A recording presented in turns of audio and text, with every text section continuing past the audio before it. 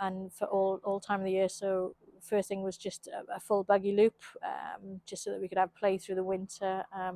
So tonnage of that, I mean, just the top layer of dust was sort of 450 tons, hundreds of tons of type 1 stone, and then to get the greens firm and level, over 200 tons in the space of 2 or 3 months through the winter, kind winter. So we luckily did that.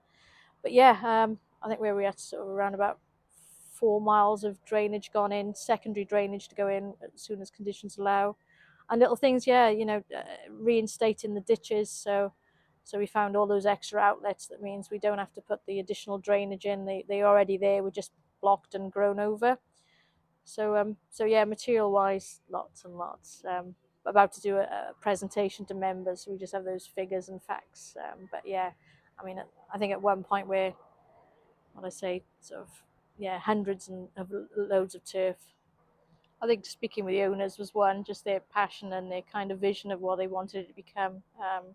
The course itself, sort of walking around the course, that first evening, I met with them and looking at like the lakes on the back half and just rolling countryside and views, and it was a good place to work. But yeah, and just what they were planning and how they wanted the place to run, and the model basically that they wanted was very enticing. Yeah, I'd done members clubs previously, background that proprietary owned. They've all got their pros and cons, but yeah, to come to an owners and kind of lose those committees, I think it was one of the questions I asked, so that was there, and their models about they were the directors and there was a level of board managers.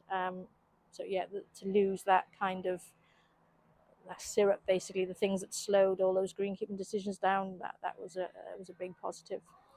I think the first one was the timescale.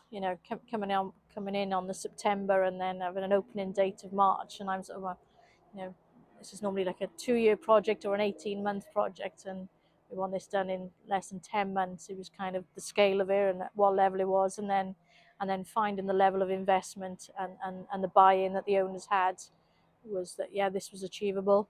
That team in place, contractors, and just plowed through it and got work done. Yeah, I mean, I'm a big one on kind of work morale and teams and working together. That's always been a big ethos of mine. And going to work with a smile. In many interviews I talk about going to work with a smile.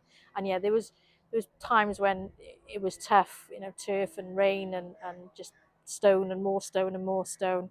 And yeah, you could just see someone would kind of need that little bit of a boost, whether that was a cuppa or something. Just I think everyone went through that little moment where, so that time scale and the volume of work, we had all those little crumbling points, but yeah, that team and owners and all getting together sort of pulled everyone through. So we had a local grounds work team that was doing our digger work, so sort of French drains along paths and cart paths. Eco bunker started on our bunkers, and then I took over that then, sort of when we decided to do a few more in-house. Was them and a local turf company relayed our 10 greens that weren't salvageable, that from the areas that had overgrown in the winter. I've always said it that the bones was always there and is always there. We just kind of improved, seen areas that had deteriorated beyond repair. So we decided, I tamed the phrase blew it up. So the tee wasn't working. There was no way we could salvage that, so we just blew it up and started again, kind of thing. So that happened in a number of areas out on the golf course. But lots of kind of bringing it back from rewilding, so tree canopies lifting. So it wasn't huge. When we talk about construction, it was more so the reconstruction, bringing those areas back to life, and there's a development plan in place. So even that we run out of time in the winter, we'll go back and revisit those tees that we even now we think aren't quite working. So that's ongoing. So clay based, wetting places. What we found was there was lots of little springs popped up. So we identified those, marked them, and obviously the spring we've had now, those were all in our autumn project work, is to add more drainage on top of what's already out there that we installed prior to opening. But we've managed to hit those areas, and those have been isolated and picked up. We have a gravel bander on site, so straight out now, get those areas covered. And even to the fact that where we installed a cart path, we had huge storms prior to Christmas that just wiped everything away. We then went and put French drains along the side to stop that happening. So basically, if we ever get a wet spot, we're talking 20 yards, 50 yards at most to just tap in, and we've got a drainage outlet. So really positive kind of infrastructure that we've added that allows us to do that going forward. Yeah, probably prep me for, my first course. Everyone knows the backstory about working on a golf course, building a golf course when I was in school. So there was always that background of construction and things. And then obviously the attention to detail and the scale of what can be achieved at Celtic, and my history with Celtic and my days there at Celtic Manor. So there's always been there, those grandness, but also keeping those membership happy with the members course. So I think it's almost kind of picking bits from my career, um, and making it work here. I think those skill sets that I've developed over my time in greenkeeping has worked for this site. Our feature hole is our 15th. It's a dogleg right. It had sort of wilded banks down to the water's edge, and we've kind of faced that up. So now you've got this imposing shot where you've this really nice clean edge. The green's 20 yards away from the water's edge. Probably like to mirror that on other lakes around the site. But that's probably our first major thing with the waterways. And I talked about in the tours that we did where it was an unstable edge. How close could you get to the machinery? It put man hours in trimming the edges. Now we've just got this crisp edge that we just roll the ball up. And same again, you haven't got those golfers kind of along the water's edge looking for golf balls. You're either in the lake or you're out of the lake. So that's a real, I think that's a win, a major win out there. There's plenty of trees out there. Obviously we're working our way through any dangerous ones. That was at our prime. All the tree preservation orders were marked up ahead of the contractors, just that we didn't damage any of those. And now going into the winter, we're looking at new hedges going in along around our car park, and have little pockets of trees in there, but obviously removing damaged ones and those pencil ones that are unsightly. But the fact that we were an old park from the castle, we've got a lot of mature oaks out there that are just stunning. So it's highlighting those, and if they're swamped by those weed trees, those self-set trees, to clear under those to make those more visible. And it's real benefit in doing that. Yeah, and for me, it was a learning curve for me, finding those cutting patterns that worked with the contours of the land, and efficiency and those safety aspects, which way we cut certain areas. So it was a big learning curve for all of us. But yeah, like you said, some of them are not from greenkeeping backgrounds, so they're new to it. So once those SOPs are in place, and this is our cutting pattern, and they're all following that, yeah, it's been good. It's worked well. And same again, that dependency with team members. There's also valuable team members that they can go to and speak to others rather than just come to me. So yeah, it's good having that kind of varies. They've all got their strengths, but that doesn't say they're stuck on that. Like they go through all tasks. Obviously, on times of pressure, we kind of favour the certain ones. But yeah, it's been unusual, but yeah, it has been a positive that we're a fresh site, and new greenkeepers. Yeah, there was times when it kind of seemed like organized chaos, where we'd have dry days where we could get material out there. So the owners would go out, and all of a sudden we'd got maybe 60 ton of root zone or sand out where we needed, and it stayed there. So our days were just getting material out, and then we knew when the rain would come that then we could shovel or work on that. But it was just capture those moments where we could get materials without causing any further damage. There were some large machines out there to start, and I was conscious that we wouldn't have a repair window if we were going to open in March.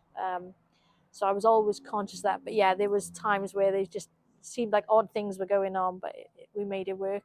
Really positive. They're glad that it's reopened for the ones that were members previously.